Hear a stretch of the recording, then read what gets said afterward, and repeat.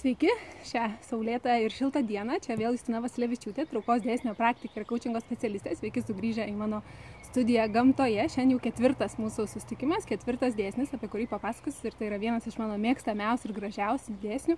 Ir jisai yra pakankamumo ir gausos dėsnis. Šis dėsnis sako, kad visko šitam pasauliu yra pakankamai ir netgi gausa.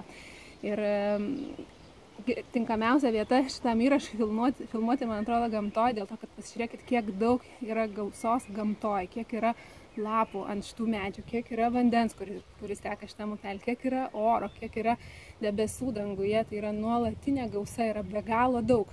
Ir tai tiesiog iliustruoja, kad trūkumo nėra niekur šitam pasauliu ir trūkumas yra tik tai mūsų galvose. Tada, kai mes tikim, kad yra kažkur trūkumas, tada jisai atsiranda ir mūsų gyvenime, bet iš tikrųjų taip neturi būti. Ir dar vienas svarbus žodis šitam dėsnio pavadinime yra pakankamumo dėsnis. Tai yra, kad jeigu kartais mums atrodo, kad kažko mums trūksta, tai svarbu yra pamatyti, kad šiam momentui, šiai akimirkai visko yra pakankamai. Ir tai duoda tokį suvokimą, kad taip gal atrodo, kad kitai savaitė ar kitam mėnesį ir kitiems metams kažko mums trūksta, bet iš esmės šiai akimirkai visko yra pakankamai ir tai reiškia, kad kai ateis kita akimirka, jai vėl visko bus pakankamai.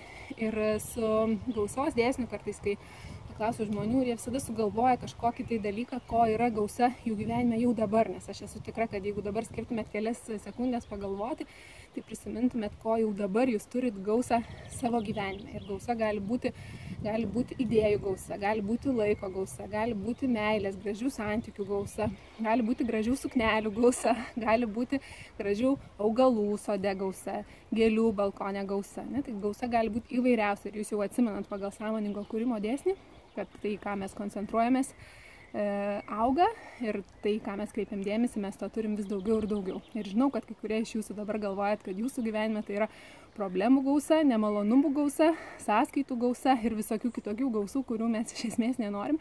Ir čia tiesiog svarbu, jeigu taip yra ir tai irgi yra gyvenimiška patirtis, taip dažnai atsitinka. Ir tą supratus, svarbiausia yra prisiminti, kad mes kaip sąmoningi kūrėjai patys kuriam savo realybę ir kai įsivardinam kažką, kas mums nepatinka, tada galim pradėti galvoti, o kaipgi mes norim, kad būtų. Ir kuo labiau mes pastebėsim tai, ko norim, tuo daugiau to atsiras. Ir dar apie orą man toks įstrigo pavyzdys, kad jeigu įsivaizduokit, oras yra nuolat aplinkui mus, mes nuolat jo kvėpuojam ir be oro mes labai trumpai galėtumėm gyventi, bet mes niekada nebandom įkvėpti tiek oro, kiek mums reikia visam likusiam gyvenimui, ne? Bandom ten kažkaip išplėsti savo plaučius, kad daugiau to oro tilptų. Ne, mes žinom, kad mes įkvėpiam tiek, kiek mums šią akimirkai reikia ir iškvėpiam ir žinom, kad įkvėpiam vėl įkvėpsim oro bus tiek pat. Tai lygiai taip pat ir visų kitų dalykų, kurių mes norim gyvenime, mes galim jų įkvėpti tiek, kiek mums šią akimirką reikia ir kai reikės daugiau, tai to ir atsiras. Čia buvo Justina, smagaus žiūrėjimo, gražios savaitės ir iki kitų kartų. Iki